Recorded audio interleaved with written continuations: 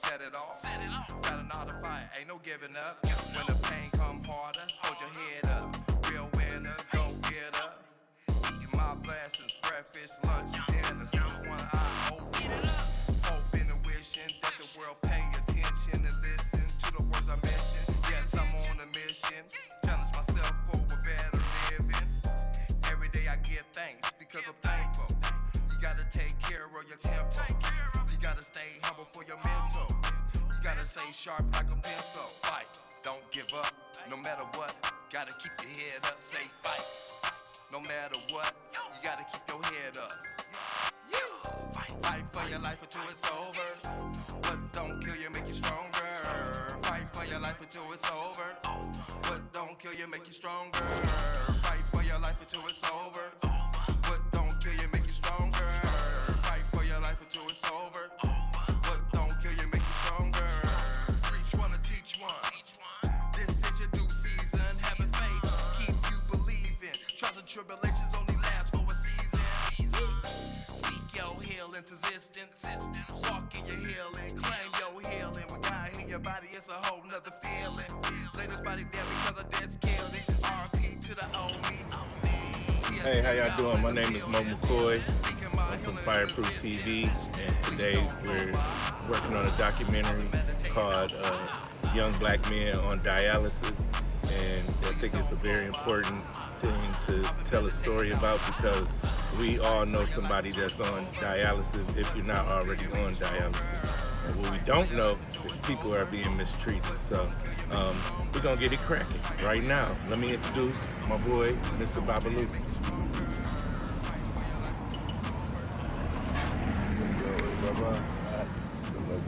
Yeah. So tell us about dialysis. Well, man, you know what I'm saying? It was all like, you know, real shit before I even really start telling you about it. I remember being in San Antonio, Texas. Rest in peace, you know what I'm saying, to my Ada. You know what I'm saying? She was on dialysis, and I remember, you know, going to the DeVita, playing Yahtzee games with her like for like 4 hours, you know what I'm saying? I used to just chill with her, you know what I'm saying? She was like, you know, she was like my mom, you know what I'm saying? Like, you know what I'm saying? Even though she was like, you know, she's really my cousin, but you know how it is in the black culture. We call our cousins aunties and shit like that, you know what I'm saying? So I never thought, you know what I'm saying, in a million years, you know, going to dialysis with Ada, you know what I'm saying, her name was Tink, you know what I'm saying, that, you know, I'll be put on dialysis, you feel what I'm saying? And then, you know what I'm saying, rest in peace, you know what I'm saying, to, you know, a couple other family members that, you know, had kidney failure, renal failure, you know what I'm saying, that passed on dialysis as well. So the 2018, you feel what I'm saying, well, really began like, you know, 2017, I was in Sacramento, you know what I'm saying, my cousin LB, he got locked up, so I started renting a room for the homie King and his family, and I started getting hella sick, right, you know what I'm saying, I was like, damn, what's going on? I was in and out of the hospital, couldn't keep nothing down, man, I was just like, I felt like I was dying, bro, you feel what I'm saying? So, you know, I was like, man, I gotta get out the homie house, cause, you know, he got his kids, his wife, yada, yada, yada. I'm up, down, throwing up all throughout the night and shit, you know, disturbing. So, packed my shit. I was going to Vegas with Coast to Coast DJs to do a show. Had a layover in Los Angeles. And this is about like 2017, the end of 2017, so like December of the year 2017. Long story short, called my cousin. He came and got me. I was like, you know, I'm gonna go to Vegas closer to the show. You know what I'm saying? I met who's the love of my life, my best friend, you know what I'm saying, Latrice Chambers.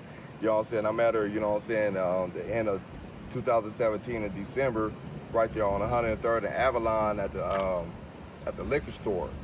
And you know what I'm saying, we exchanged numbers, bro, you know what I'm saying? She was just so like kind and just, you know, a sweet lady, you know, she invited me over. It was February now, you know what I'm saying, around the time she invited me over to, you know, check out the football game, you know, the Super Bowl.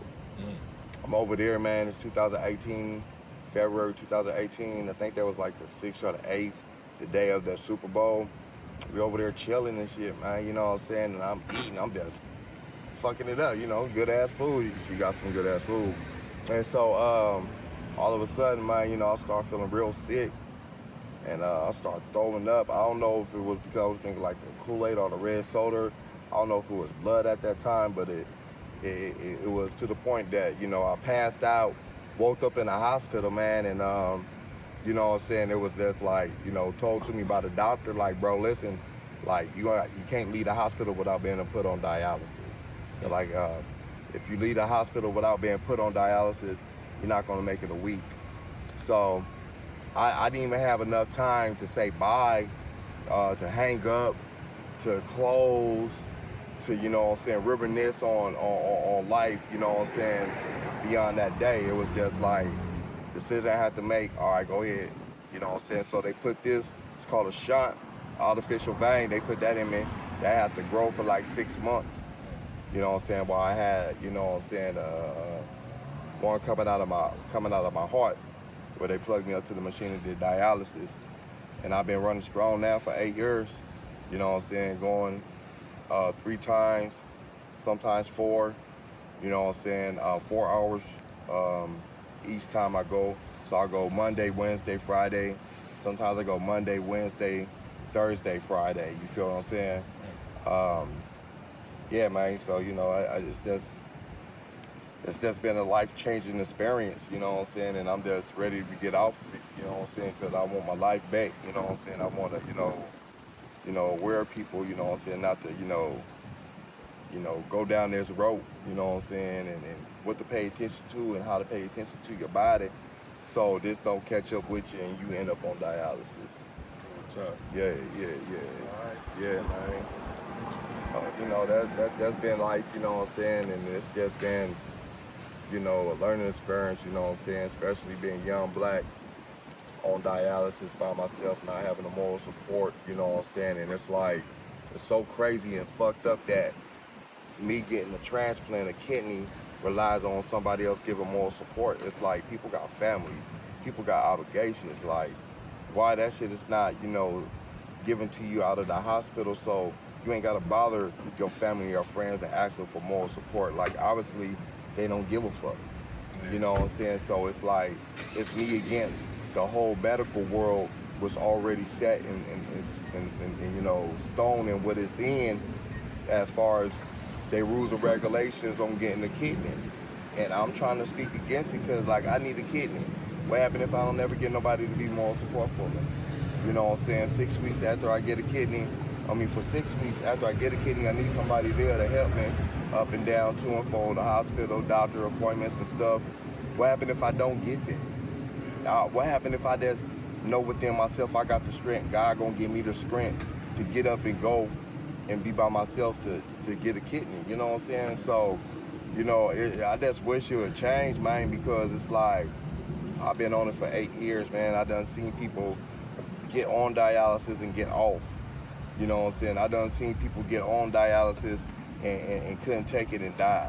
You know what I'm saying? I done seen it both ways, you feel what I'm saying? So it's like, I'm trying to live, you know what I'm saying? I got a story to tell, I got a testimony, you know what I'm saying? And I want to tell it, you know what I'm saying? I want to, let the whole world know that, how good God is, you know what I'm saying? Having me on dialysis 8 years, you know what I'm saying? And I'm still here, in spite of the pain, sickness, discomfort, you know what I'm saying? How many times I'm tired of getting stuck, tired of getting up and going. I'm still at it, you know what I'm saying? So I'm very thankful to God, to Jesus, man, because, sometimes, even though it hurts, it's painful, I'll be like, thank God, for giving these people the knowledge to make this machine, to prolong my life, you know what I'm saying? Because I don't want to die, you know what I'm saying? But, you gotta have, a strong will, so, yeah. All right, y'all heard it first on Fireproof TV. We about to dive deep into this topic. Let's go.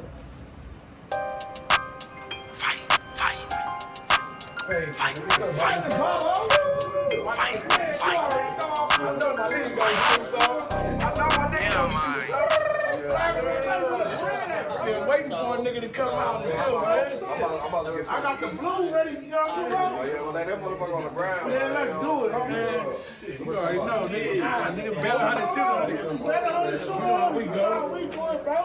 Better 100 shooter on. Man, how the kids, my nigga? Man, we good, bro. Shit, you already know, man. Get to this bread. You already know. You ain't talking money. I don't, man. Shoot. And throw another one, my nigga. I play with the game, man. Ah!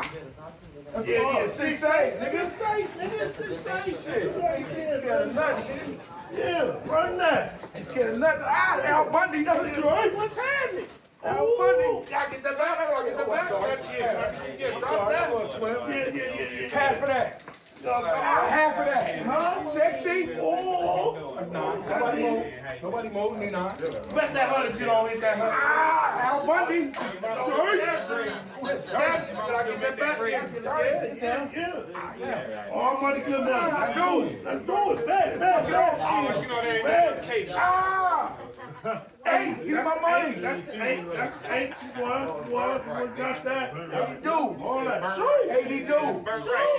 Ah, left hand bandit. That wind him up. Ah. Babaluski, you ain't gonna get in this? Nah, man, I don't feel right, man. Damn, bro. Babaluski, do something. Man, come on, bro. You good, G? I don't feel good, bro. Sit down there, nigga, old tired ass nigga. Ah! Shoot. Get him, that's 90. That's that 90. Carry 90. My nigga, yeah. My nigga really talking. Hold on. Shit. Look. You alright, my nigga? Ain't somebody calling out no more. That nigga playing. Wait, nephew. He ain't playing, bro. Calling out loose. Hold up, man. Hold up. Get your ass up, Boy, you better get up, nigga. I bullshit, my nigga. Get up, nigga. Hey. Yo, hold up. That nigga ain't playing, my nigga. Yo, bro. Get your ass. Lucy. Yo, man, wake up, nigga. You. Wake up, nigga. Get up. Hey, get him up, man. Hey, Hey, nephew. Hey, who knows CPR, man? Nephew. You know CPR, man? Hey, anybody I know CPR, bro. Hold on. Babaluski. Yo. Hey, hold his head, bro. Hold his head, bro. Hey, nigga, come on. Hey, call the fucking police, man. Call the ambulance. 1, 2, 3. Man, 1, 2, 3. 1, 2, 3. They said they'll be here in 15. 1, 2, 3. Man, I can't do this shit, man. Bobo, come on, man. Come on, Bobo. 1, 2, 3. What, man? Y'all calling 911 or what?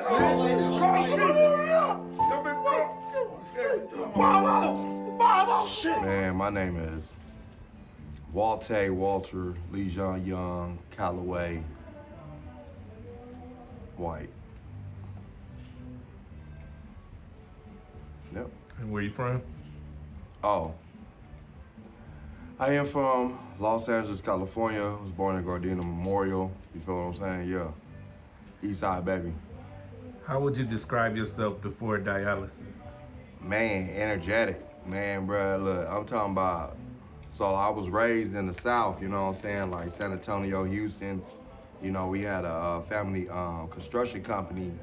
We was building a lot of the Best Westerns, you know, like in Pampa, Texas, shit like that in that area. And bro, I used to be big. I used to be like 250. You know what I'm saying? I used to like, sometimes we have to like, you know, like furnish. We get done building the hotel, we gotta furnish the hotel. The elevator like stopped working. We have to hump like the refrigerator or like that's the furniture period for the rooms up the stairs. You know what I'm saying? And like that shit was fun to me. You know what I'm saying? Like yeah, I go-getter. You know what I'm saying? Always been a hustler, jack of all trades. You feel what I'm saying?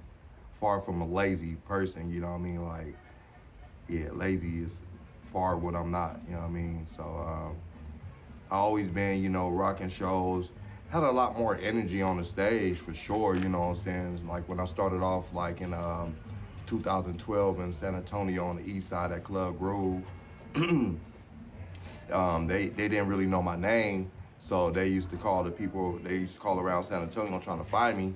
They were like, hey, bring that nigga back that was hopping all over the stage. You feel what I'm saying? Like I was like Tasmanian Devil, bro. Like I just had unstopped energy. You feel what I'm saying? Yeah. Fuck, man. Bro. Babaluski, man. Always in the hospital.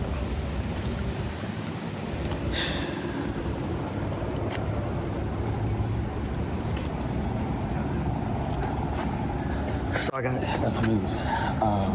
They say he's doing okay, but I don't know.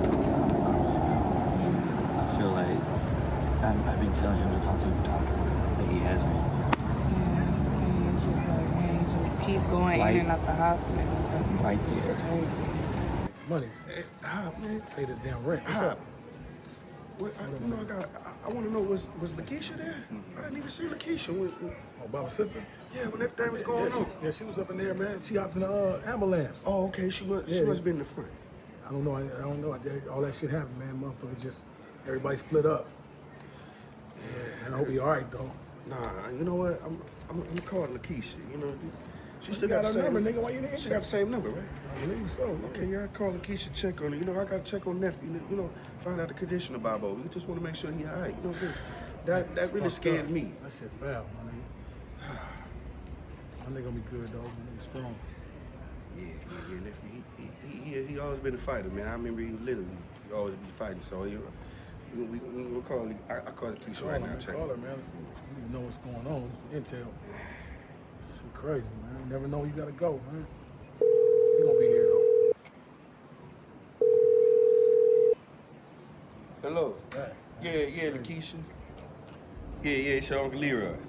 Yeah, you know, your daddy baby brother. Hello? Hey, Uncle Leroy. Yeah, how your brother doing? I'm all right. Yeah, I'm up here with him right now at the hospital. Okay, all right. He holding up, right?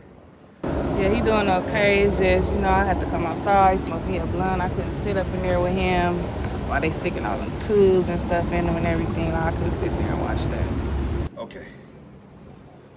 All right, well, baby girl, if you learn anything before I do, or you learn anything, you know, soon, could you please call your uncle and let your uncle know?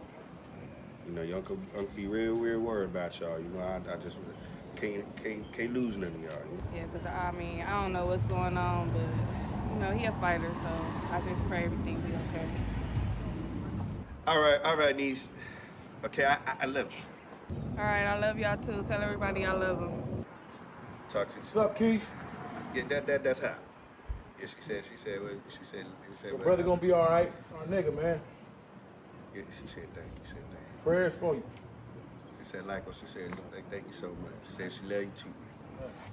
So, what was your life like growing up?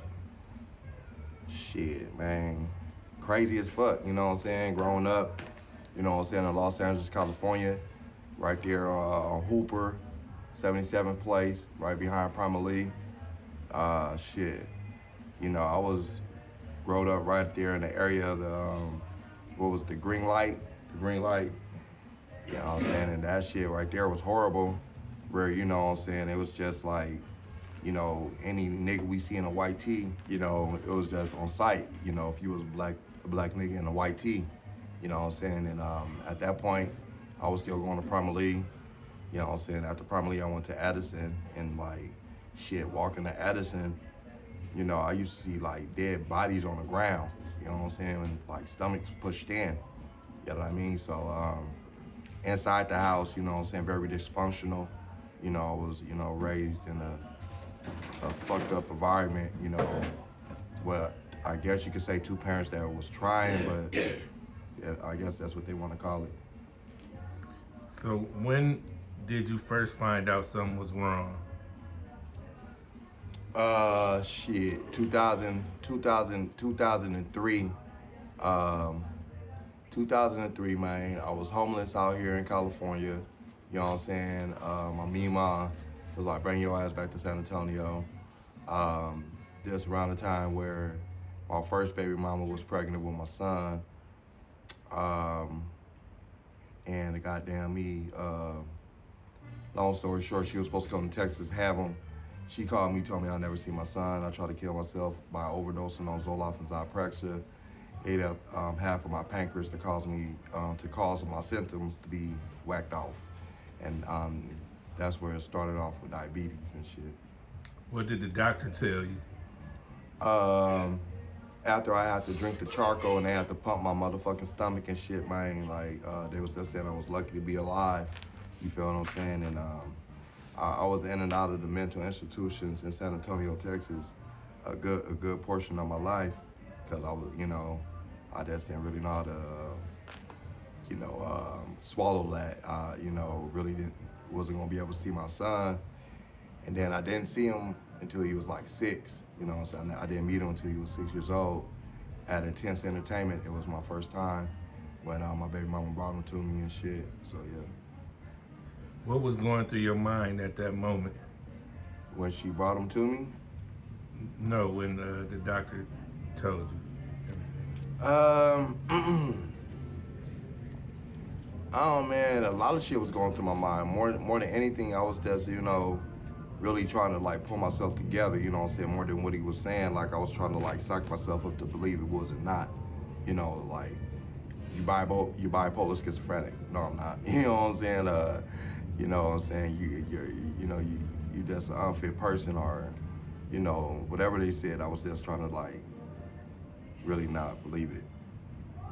Yeah, I was in denial. Did you understand what dialysis was at that time?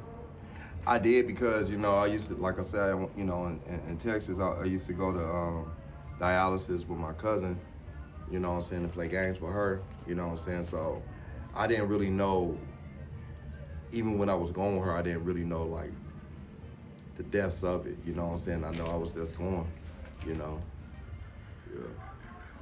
What does a normal week of dialysis look like for you? Man, that's hard to say, because sometimes, things could just go wrong. It could go from a 3-day week to a 4-day week to being in the hospital for some weeks. Yeah. How does it make your body feel? Fucked up, man. It makes your body feel just very fatigued. Feel like you got molested by a fucking machine. You feel what I'm saying? You just drain. You forget a lot. You're very forgetful. Yeah, it's. I look at it like this. It's 2026. They should have, a better way. To do this now. With all the technology and shit. But when you only have Medi-Cal, and then it's said to be that, when you're on dialysis for 36 weeks, you're supposed to automatically be accepted for Medicare, because you need both of them to get the proper treatment for dialysis. They won't give it to me. You feel what I'm saying? So I'm getting like very basic underhand treatment right now. What's something people don't understand about dialysis? That it really fuck up your memory. You know what I'm saying? Like it makes you very forgetful.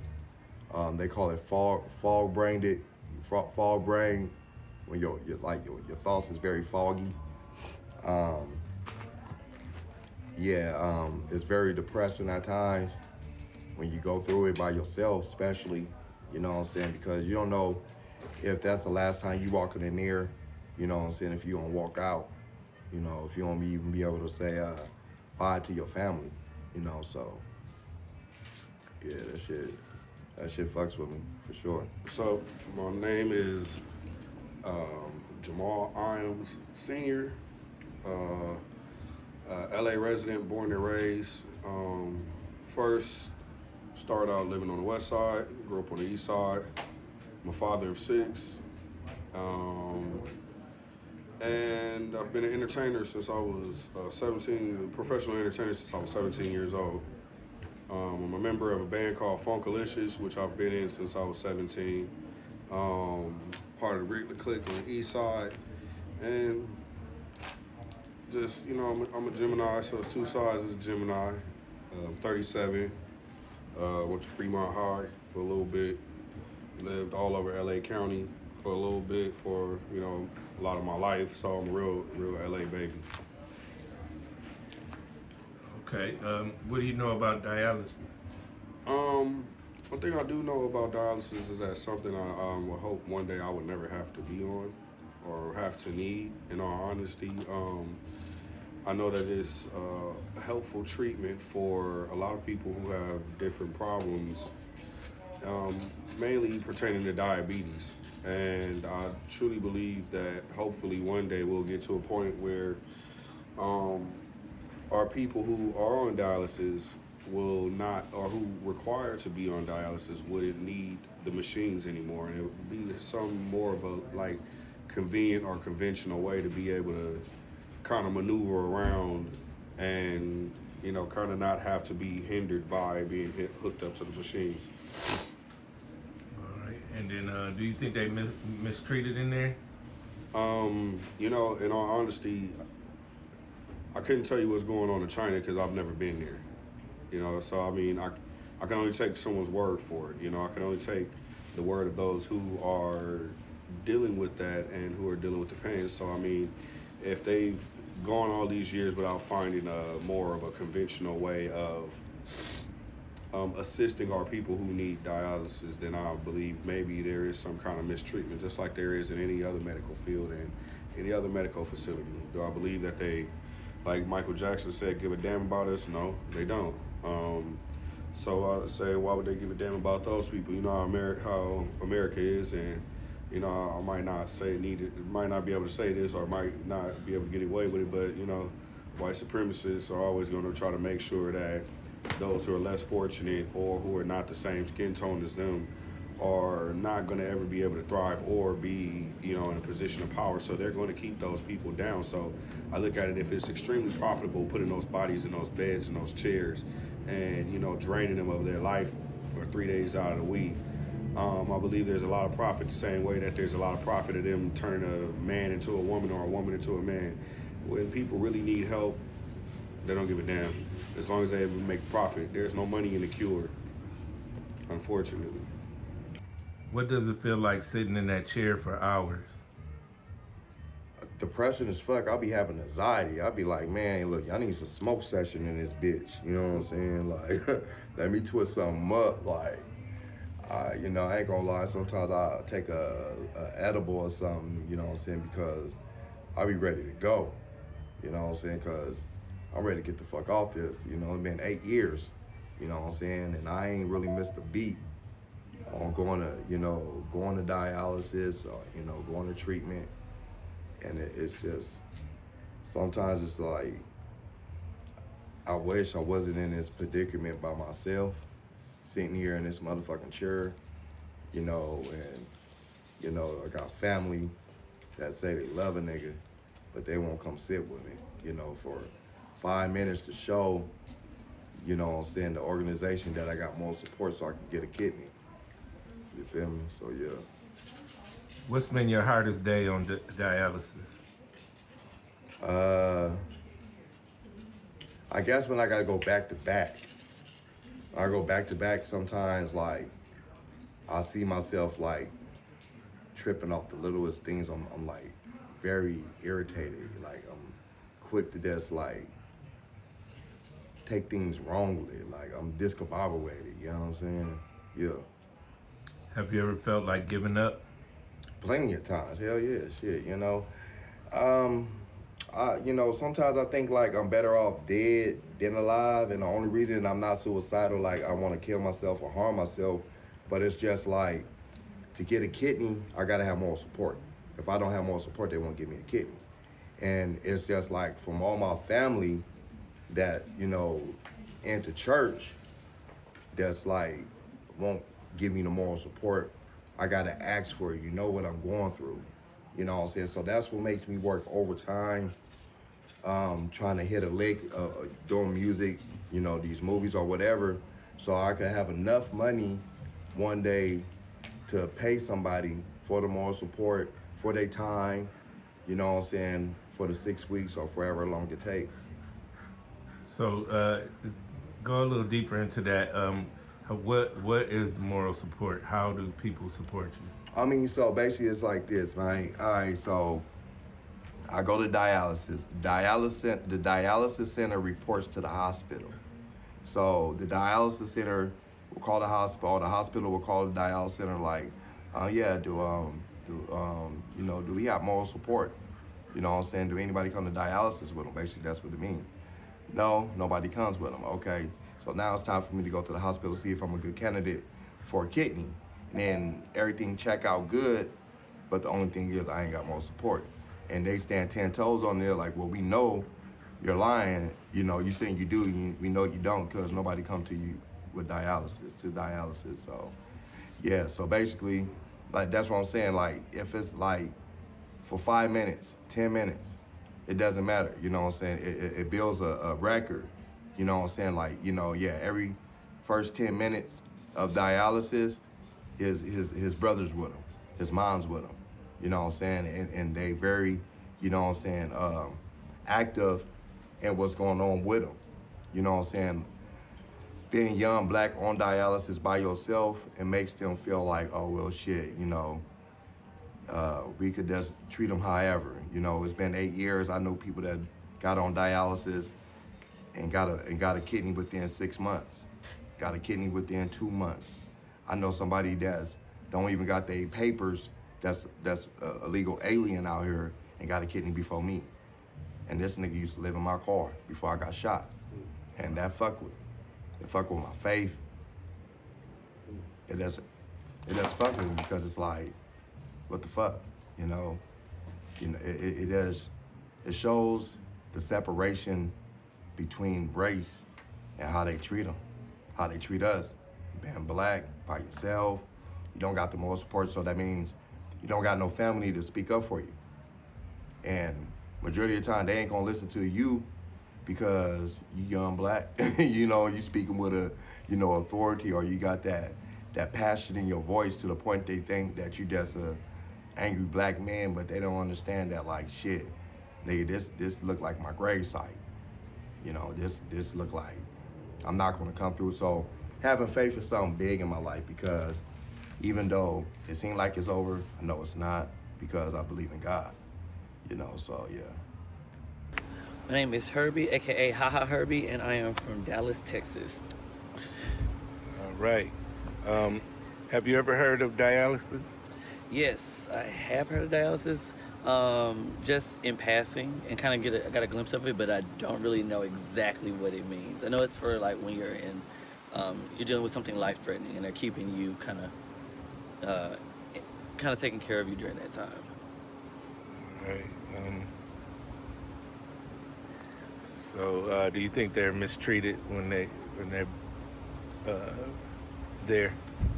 Oh, absolutely. I had a grandmother that was on dialysis, and I remember my dad and my uncles would always go and check on her daily, because they would see how they would treat some of the other patients there. So that's an industry that definitely gets overlooked, especially for black folks, when it comes to medical mistreatment. And so I think there's a lot of work to be done in that regard. All right. How has this changed you mentally? Fucked me up mentally, shit. It made me pull back a lot, you know, from being around people, because a lot of people don't understand. Like, I can have a good day, I can have a bad day. And sometimes it's like a feeling I can't even control. You know, I'm just fresh off of dialysis. I want to be around everybody. And it's like, oh, bro, your facial expressions. Oh, bro, nigga, I just got off of dialysis for 4 fucking hours. Nigga, what the fuck? What the fuck you mean, nigga? Like, I'm still here, though. You know what I'm saying? So, yeah. All right. Have you ever felt mistreated during dialysis? Oh, yeah, for sure, bro. I mean, I remember when I first got on dialysis, this was maybe like the year 2019, and I was going to dialysis across the street from St. Francis Hospital. I was late, and I got in there, and a technician was putting me on. And, excuse me, when you late, you know what I'm saying, like, the technicians, they ain't able to take their breaks and shit like that, or, you know, it fucks up their break or whatever, however. So the motherfucker was mad. He stuck me, and he stuck me too hard and bruised my arm. Like, my arm started bruising immediately. And I tried to fight him, and they called the police on me. Like, 18 police officers came out, you know, for just one black man. You know what I'm saying? I'm like, damn, bro, like, first and foremost, y'all telling me to calm the fuck down. This is my lifeline. This motherfucker could take me out. You know, it could be fatal. You know what I'm saying? He could have, you know, punched on my arm too hard and could have, you know, made it bust. He could have did whatever. You know, it could have just fucked me up, and then it would have just been a pat on the back. Oh, you know, we send our condolences to your family. I'm dead. The motherfucker's still working. You know what I mean?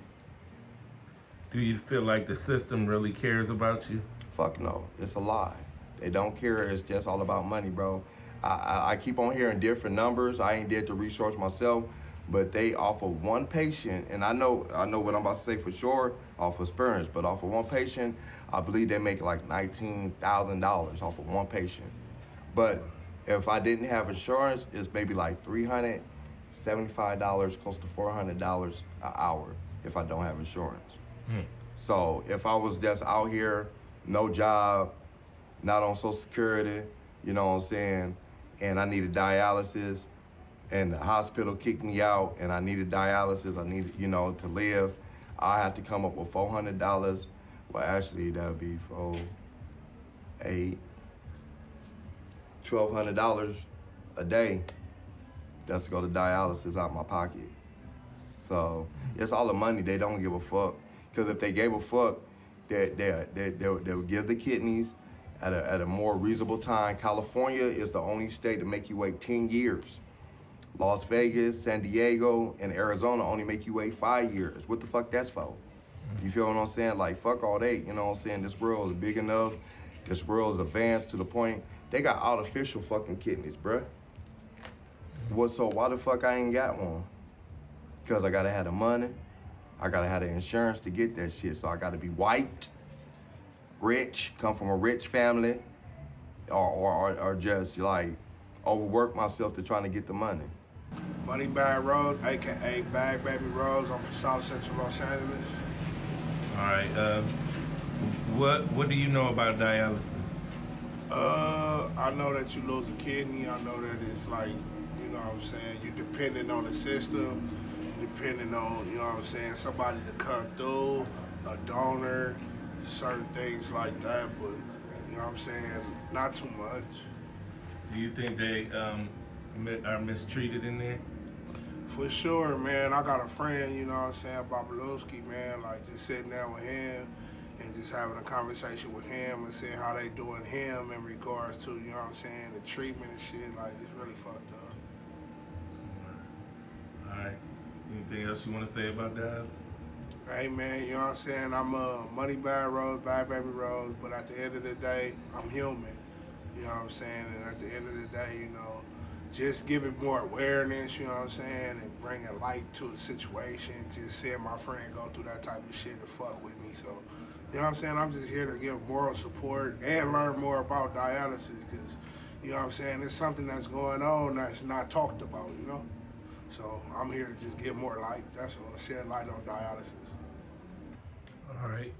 Can you talk about your experience with insurance, and do you feel like you're being treated differently as a young black man? Like, the insurance is so fucking crazy, bro, because it's like 1 minute, like, okay, everything is good. And then they have a glitch in their system, the insurance, that kick you out of the motherfucking cover, and now you're not covered. So now it's like I gotta go to the hospital for dialysis. I'm in the hospital, I'm a hard stick, you feel what I'm saying? Like, and I just gotta get sticked on, trying to get rest. You know, in the hospital, you can't really get rest, but it's like, fuck. So, yeah, man, it's just a fucked up thing, really, dog. My name is LaShawn Tate, and I'm from Los Angeles, California. Would you describe yourself, how would you describe dialysis? Have you ever heard of it? Well, yeah, I heard of it, but it's like dialysis, I would describe it as, you know, it's a treatment, but the treatment is kind of draining.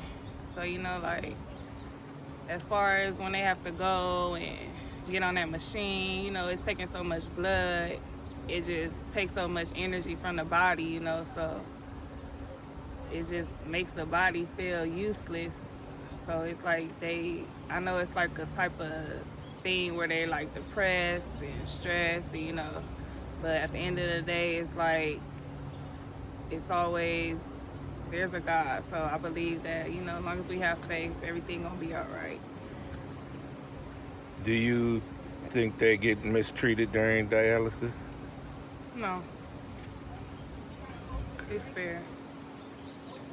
Take me back to July 16th, 2020. What happened? Shit, man. I was at work. I was working at Party Society LA on 11th and Main, downtown Los Angeles. And, you know, it was an after-hour joint, you know what I'm saying? And usually I'll be inside with the, you know, like the strippers and shit. Just one particular night, they had me at the front door. I didn't think nothing by it and shit, you know what I'm saying? So I'm standing there, you know what I'm saying? We about to open. I'm in conversation with the homegirl and her dude. And everybody outside, you know, we about to open and shit. Everybody outside, you know, they're smoking, chilling. This dude walks up to me, young black dude, and he had a hat pulled over his face like this type shit, you know what I'm saying? Like down there looking down. And he was like, you know, you a Zoe killer? You know, I'm very, you know, color coordinated when I dress. So, you know, I don't know what I look like to him, but I was like, not at all. And I told him this is a Haitian-owned club, yada, yada, yada, turn back around. He was like, how much is it to get in? I'm like, $20. Turn back around, that's, you know, I was shot in my neck. Now, the motherfuckers was crazy, told me that he was in and out of the club 3 to 4 times. And like, every day, not for revenge, I just trying to remember, but I can't. They say I know who shot me, I don't. Yeah. What do you remember before you got shot? I remember before I got shot, leaving the house, getting there early, chilling. I was live on Facebook, chilling. We was there, you know, the music was loud. We was about to open. You know what I'm saying? Like I said, I remember being in a conversation with the homie and his, you know, and the homegirl.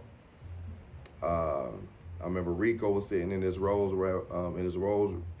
Ranger that was facing me, so facing the club. He was sitting there with the white homegirl.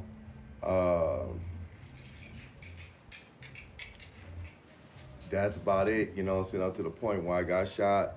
You know what I'm saying? I remember the homegirl tucked her dude's tank top and choked the fuck. She was a nurse.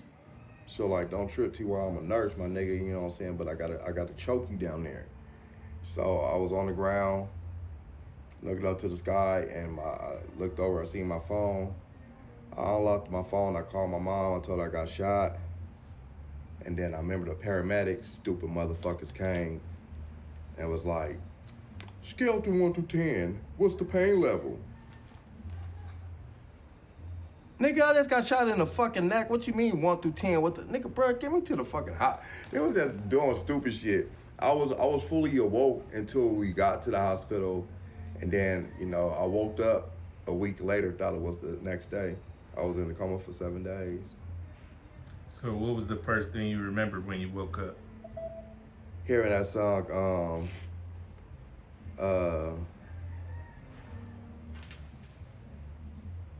hearing that song,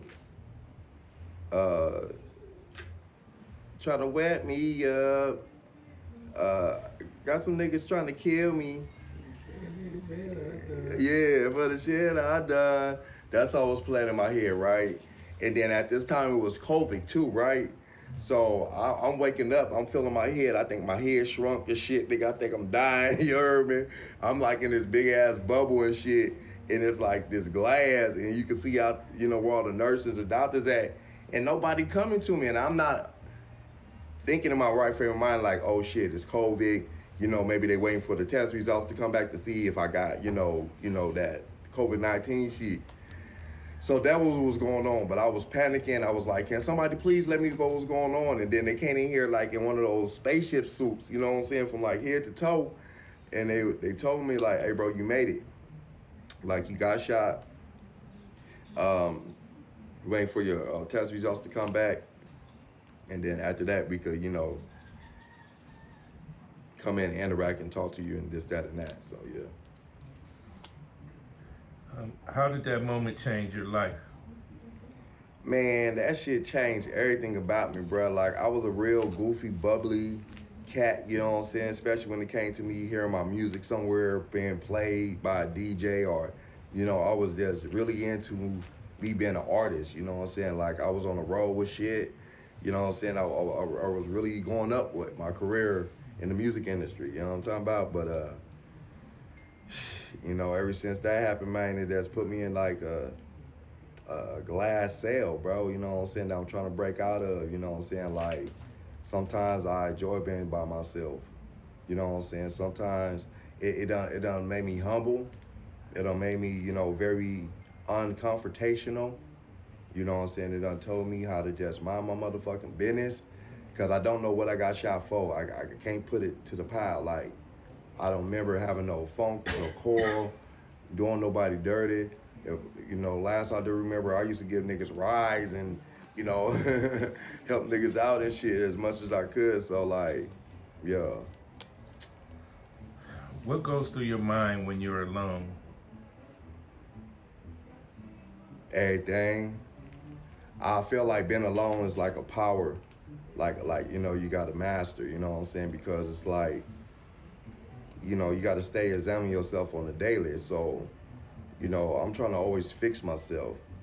A lot of times I coach myself to come out of the depression, you know what I'm saying? I like to walk, you know what I'm saying? Where I live at is very peaceful and calm. I go on long walks and, you know, you know, talk to God or listen to my music, smoke a blunt, you know what I'm saying? Sometimes I just feel like, you know, it's a major setback for a major comeback. You feel what I'm saying? So yeah. Do you feel like people really understand you? No, not at all. I don't think they do. I think it's something that could get close to it. You know what I'm saying? I'm not going to sit up here and just, you know, downgrade people like that. It's some that do, you know, get close to it for sure. You know what I'm saying? Understanding because I explained it to them. It's some, man, I done had people say, bro, you using this dialysis for an excuse. And then it puts me to, like, you know, go harder to show them, like, bro, you don't know what you're talking about, bro. I run rings around you being sick.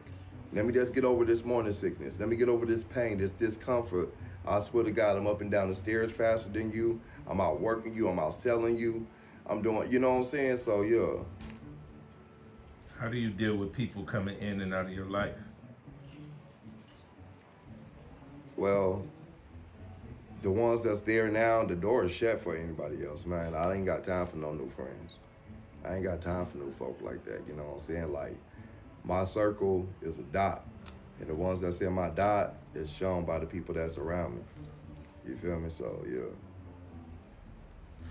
What keeps you going? One that's having the will to live, want to live, knowing that I'm only 40 years old and that I'm just, you know, I'm not saying I'm too young to be going through what I'm going through, but it's just like, yeah, like I want to live, bro. Like I want to show God. I'm to the point now being 40 that, you know, I think like I want to show God that I'm thankful for him sparing my life from the pits of hell. So by all means, I want to get off of dialysis, get a real 9-to-5, like really, you know what I'm saying, work and save money and, you know, live life as a 40 years old man that, you know, God brought through. I want to take vacations. I ain't never been on a cruise. I ain't never been to Catalina Island. I want to do all those things. You know what I'm talking about? Yeah. What role does God play in your life? I ain't nothing without him. He's my everything, you know what I'm saying? He's my all. Like I can't live without him, you know what I'm saying? I can't even try it, you feel what I'm saying? I talk to God more than I talk to anybody. I pray, I call on the name of Jesus Christ and a heartbeat, and I believe that he hear me, and yeah, I have a beautiful relationship with God, you know? He's the head of my life for sure. Yeah. Why do you think you're still here?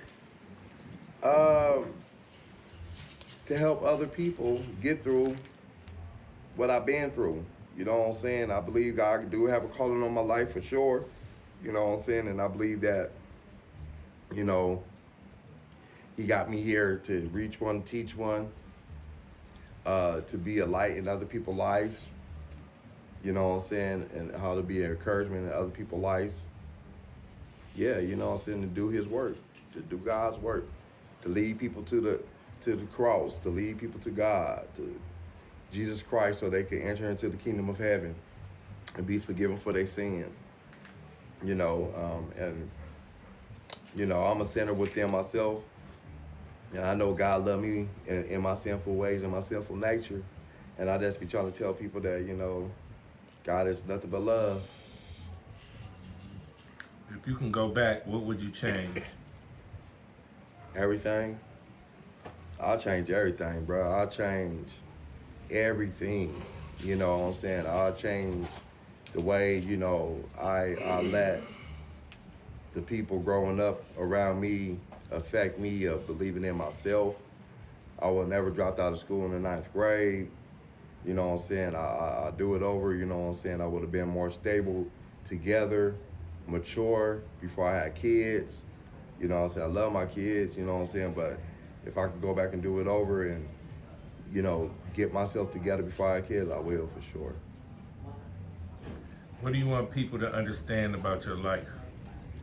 That, you know what I'm saying, you know, God giveth and God taketh away, you know what I'm saying? There's a lot of people that's, you know what I'm saying, on dialysis. There's a lot of people that been shot, you know what I'm saying? There's a lot of people that made it through. There's a lot of people that didn't, you know what I'm saying? But, you know, God got me here for a reason. Yeah, God got me here for a reason, you know what I'm saying? And, you know, I'm just trying to, you know, fulfill his purpose in my life by, you know, sharing the goodness of God.